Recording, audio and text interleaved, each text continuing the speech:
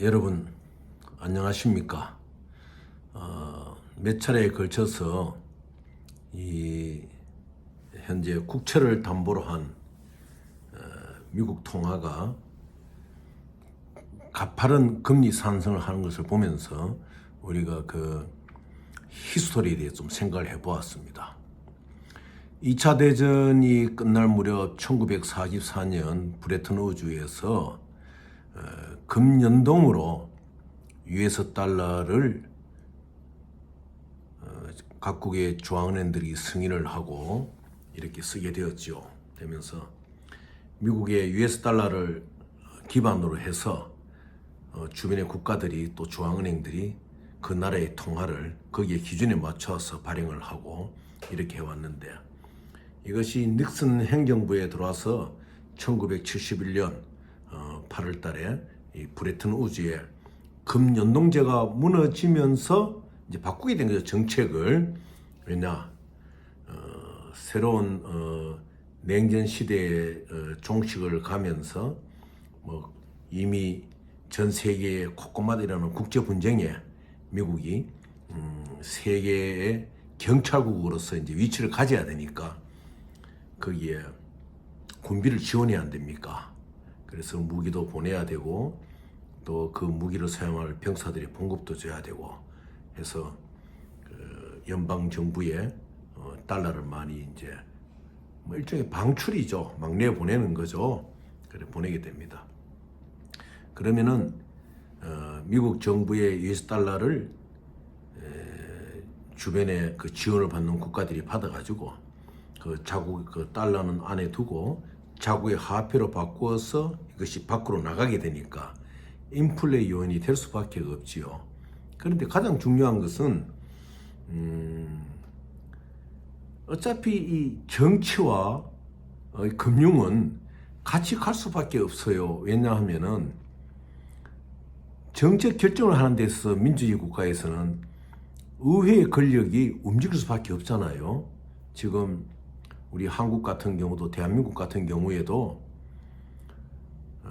윤석열 정부가 들어섰지만은 다수의 의석을 점하고 있는 야당이 있으니까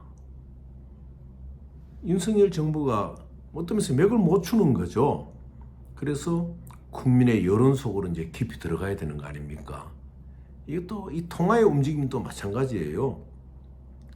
미국이 이 국채를 이제 그러니까 미국이 이제 앞으로 가시게 될 자산을 담보로 해가지고 화폐를 막 US 달러 발행하는데 거기에는 하나의 원칙이 있어요. 무엇이냐? 총 그리고 버터. 우리 먹는 버터 아니습니까? 왜 그 말이 나오느냐? 총은 미국을 지키는 국방을 의미하는 것도 되지만은 그 당시에 세계적으로 많이 움직여 나가던 공산주의 사상의 그 범람 때문에 미국이 어쨌든 이 공산주의를 막아야 된다.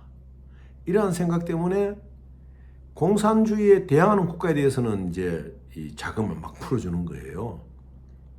특히 라틴 아메리카 그렇지 않습니까? 그러면은 그런 자금을 많이 풀어주면은 그 나라의 능력 있는 지도자가 그것을 잘 관리를 해야 됩니다. 중앙은행에 US 달러를 놓고 그 다음에 이 돈이 나갈 때 이러한 현금들이 국민에까지 잘 밑에까지 내려가 가지고 어떤 개발도 잘 될 수가 있고 또 공무원들도 주문해 가지고 국가의 어떤 정책이나 이런 것을 뒷받침할 수 있는 인적 자원을 잘 활용해야 되는데 그것이 되지 않는 거예요.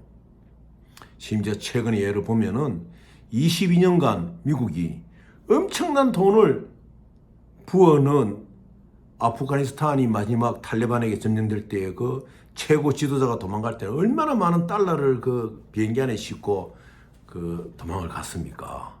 똑같은 거예요. 그래서 그런데 그것이 남의 나라 일이 아닌 겁니다. 왜? 현재 대한민국의 현실도 총과 버터에서 무엇이 되고 있느냐? 표와 보팅, 표와 그리고 민생이라는 이념, 복지라는 이념이 되잖아요. 우리가 지금은 이제 우리 국민들도 이 국채를 기준으로 한 미국 US 달러에 많은 금리 상승을 느끼신 바가 있을 것입니다. 왜냐? 국가가 여러분들에게 복지 정책에 해대어 돈을 막 풀잖아요. 돈을 주잖아요. 지역 화폐도 만들고 돈을 막 줍니다. 그러면은 국민들은 그것을 받으면 물론 좋지만은 이것이 결국은 미국의 국채를 중심한 US 달러의 기준에서 한국의 화폐 발행고가 나오고 있는데 어떠한 실물 경제의 재생산이 되는 그쪽에 대해서 대비를 하지 아니하고 국내의 화폐로서 정치인들이 선심 쓰듯이 복지에 선심 쓰듯이 그렇게 돈의 유출이 막 있을 경우에는 결과적으로 국가의 재정의 고갈로 가거든요. 국가의 재정의 고갈은 또 무엇이냐? 이제 또 국가가 가진 US 달러를 또 조금씩 그 고갈을 막는데 또 원화로 바꿔 써야 안 됩니까? 그래서 이 악순환이 막 되풀이 되는 거예요. 그래서 어차피 미국이라는 나라는 국채를 담보로 한 US 달러를 발행하는 나라다. 그럼 이 지폐 종이에 어마운트를 넣어가지고 미국이 갖고 있는 일종의 브랜드 아닙니까? 국가가 갖고 있는 그 나라의 힘과 어떤 브랜드에 의해서 이 이제 미국의 US 달러가 전 세계로 이제 번져나가는 거잖아요. 그것을 이제 미국이 이대로 더 가다가는 4조 5천억 불에 이러한 밖에 국채가 막 빚이 막 지고 나가다면 이거는 앞으로 몇 년 뒤에는 정말로 미국 US 달러의 빙하기다는 것을 의식하고 지금 막 걷어들이기 위해서 금리를 가파르게 상승시키는 겁니다. 이제 인플레이도 억제하지만은. 근데 그러면 우리도 이제 어떠한 대책을 세워야 되느냐? 첫째는 지금 우리 정부가 하고 있는 식으로 우리가 갖고 있는 보유 달러도 내놓고 그 다음에 해외에 있는 7,740에 가까운 그 달러도 조금씩 회수를 해가지고 이 방어한 데 쓰고 또 그 다음에 국민연금이나 여러 기관들이 갖고 있는 뱅크 인스트루먼트도 매도를 하면서 이걸 방어하면서 무역금융을 많이 지원을 해줘야 돼요. 실제로 무역금융 안에서 이 달러가 지금 많이 나갈 수가 있거든요. 그런데 아직까지도 대한민국 정부는 정부가 갖고 있는 뱅크 인스트루먼트를 매도 작전을 지금 안 하고 있는 거예요. 그것이 지금 우리 정부의 핵심 정부 관리가 지금 잘 못 보고 있는 거예요. 물론 이러한 MTN이나 뱅크 인스트루먼트 놔두면은 조금 있으면 그것이 쿠폰이 붙고 인터레스트가 붙고 해가지고 뭐 좀 페이스 밸류만큼 받게 되면 좋지요. 그렇지만 지금 당장 외환의 위기에 처한 이 상태 속에서는 앞으로 몇 년 뒤에 받을 페이스 밸류의 그 금액보다는 지금 이 외환 위기를, 환율 위기를 방어하는 데에 이것을 써야 된다. 그래서 지금 어제도 강조했지만은 하루속히 빨리 우리 정부가 보유하고 있는 이러한 뱅크 인스트루먼트 MTN을 위시해가지고 다 모아가지고 이것을 매도하면서 환율 방어에 지금 나서야 되는 것입니다. 그리고 우리 국민들도 앞으로 정부가 복지라는 명목으로 막 이래 돈을 주잖아요. 줄 때 깊이 생각을 해야 돼요. 우리가 10만 원의 돈을 받을 때에 그럼 전 국민이 받으면 얼마입니까? 얼마나 많은 돈이잖아요. 그러면은 그만큼의 돈을 우리 정부가 세금 이외의 곳에서 돈을 만들어낼 수가 있느냐, 이것이 있어야 됩니다. 그래서 오늘날 국제금융의 고수익화의 기법을 빨리 우리 젊은 청년들에게 이 분야의 전공학과도 만들고 해가 가르쳐야 됩니다. 해외는 다 하고 있잖아요. 그것을 따라가지 못한다 그러면은 한마디로 과거에 예를 든다면은 남은 컴퓨터를 만지고 IT 세계로 가는데 우리는 아직까지 주산화를 굴리고 있는 이 상박이 되지 않는다는 거죠. 그래서 근데 우리의 은행이라는 것도 지금 문제가 있거든요. 왜냐? 지금 환율의 문제가 이렇게 많이 생기잖아요. 그러면은 물론 환율 방어를 하고 은행에 그 자산을 맞추기 위해서 금리를 올릴 수도 있지만은 이 금리를 올리는데 굉장히 신중해져야 됩니다. 각 기관들이 자기들의 살을 깎는 각오로 애국한다는 마음으로 은행도 은행이 갖고 있는 뱅크 인스트루먼트가 있잖아요. 그거를 매도하면서 어떻게 해서라도 국내의 이자 금리를 올리지 않으면서 이것을 방어할 수 있는 전략과 전술을 찾아내야 됩니다. 그런데 현대 이 국제금융의 세계에서는 바로 어제도 말씀드렸지만 간단하게 말씀드렸지만은 리코스와 란리코스라는 이러한 기법이 있어요. 리코스는 한마디로 상한이고 란리코스는 비상한인데 비상한은 뭐냐? 그냥 리코스는 일종의 자기가 가지고 있는 담보물, 우리가 예를 들어 뱅크 인수 SBC를 가지고 이것을 자금화 유동화 시켰을 때에 이것을 그냥 대출을 받는 거죠, 론을. 그렇지만 란리코스에서는 이 SBC를 가지고 수익화의 프로그램으로 들어가는 겁니다. 그러면은 그 원장인 SBC는 그대로 남아 있고, 뭐 SBC가 예를 들어 가지고 뭐 1,000만 불짜리다. 그러면은 1,000만 불짜리는 그대로 남아 있고, 거기에서 나오는 프로그램의 수익화에 의해서 일정한 기간이 지나면은 대출을 받은 만큼 새로운 화폐의 재생산이 나거든요. 그럼 이건 비상한 아닙니까? 그러면 이것은 바로 국내에 투입을 시키고 쓰더라도 우리 국가 재정의 고갈에서는 마이너스가 되지 않는다. 그래서 하루속히 빨리 이번에 미국의 그 슈퍼 달러, 이제 킹 달러 그러죠. 이 달러가 이제 전 세계로 움직이니까 이러한 시기에 대비해서 앞으로 또 옵니다. 이제 또 오는데 대비해서는 우리가 빨리 이러한 고수익화의 프로그램을 다룰 수 있는 젊은 인재들을 양성을 시켜야 돼요. 오늘 같은 경우에도 보면은 전기세가 인상이 됐잖아요. 인상이 될 때 보면은 거기에 유가가 오르는 것을 반영한다 그러잖아요. 참 그거 보면요 가슴이 아파요. 왜?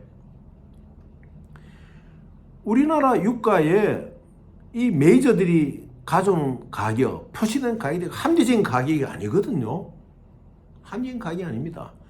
지금 EN590 10ppm 같은 경우에 예를 들어가죠. 우리 국내 메이저들이 뭐 750불에 매입을 한다. 그렇지만요. 카타르나 해외의 리파이너리에서 나오는 것이 얼마입니까? 500불 수준 밑이에요. 메트릭 톤당 270불에 가까운 갭을 두고 있는 거예요. 그럼 뭐 한 메트릭 7.4 배럴이라 합시다. 그럼 배럴당 1배럴당 25불이 넘는 갭을 갖고 있는 거예요. 그래서 우리 정부가 열심히 하지만은 정말 이 가파른 금리 상승의 시대에는 석유 메이저들의 석유 공급 가격을 철저히 체크를 해야 됩니다. 거기에만 잘 방어해내도 환율 방어가 되는 거예요.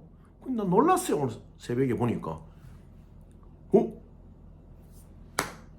전기세를 올리는데 유가 오름을 반영했다. 그건 아닌 거죠. 이 방송을 만약 우리 정부 관리가 듣고 있다면요, 당장 지금 조사해 보세요. 리파이너리에서 메이저로 가는데 메이저 앞에 밴드 회사 앞에 있는 리셀러 그 사이에 일어나고 있는 마진입니다. 실제로 리셀러나 밴드에서 많이 남지를 않아요. 그럼 뭐가 문제냐? 메이저들이 언밸런스를 많이 갖고 있다는 거죠. 그 언밸런스가 정직한 곳에 쓰이겠습니까? 그래서 이 금리의 가파른 금리의 어려운 실정 속에서 고통을 당하면서도 도려내야 될 부분은 철저하게 경제 속에 총과 버터의 그러한 양면을 가진 그 어떤 함부를 도려낼 수 있는 가감한 정책이 이 대한민국에 요구이 된다. 여러분들 그렇게 생각하시고 우리 스스로 국가가 민주화운동 용자 돈 준다. 또 뭐 어려운 분들 돈 준다. 이럴 때 그 받기 전에 이 돈이 어디서 오느냐? 내가 이 돈을 받음으로 말미암아 기축통화를 US 달러에 잡고 있는 이 나라가 또 다시 가파른 금리 상승을 가져오면 어떻게 되냐 이렇게 해가지고 좀 이 정치인들도 그래요. 인기 영합주의로 가면 안 돼요. 지금은 참으로 나라를 생각하고 지금 사회 곳곳마다 특히 오일의 유통구조 속에 있는 그것만 제대로 잡아내도 환율 방어를 하는 데는 굉장한 도움이 된다. 이거를 꼭 기억하시고 우리 다 노력하고 합시다. 근데 여러분 지금 또 이 여의도에 스캐머가 또 있어요. 그래서 뭐 가짜 DLC를 막 남발하고 이래요. 그러니까 여러분들 조심하시고 매번 말씀드리지만은 스위프트는 여러분의 은행에서 주는 것이 진짜인 것이지 보냈다고 주는 것은요 고물상에서 가져온 타자기를 가지고 필리핀의 뒷골목 인도네시아 뒷골목에 치는 거예요. 그런데 속지 마시기를 여러분들 제가 간절히 바라겠습니다. 감사합니다.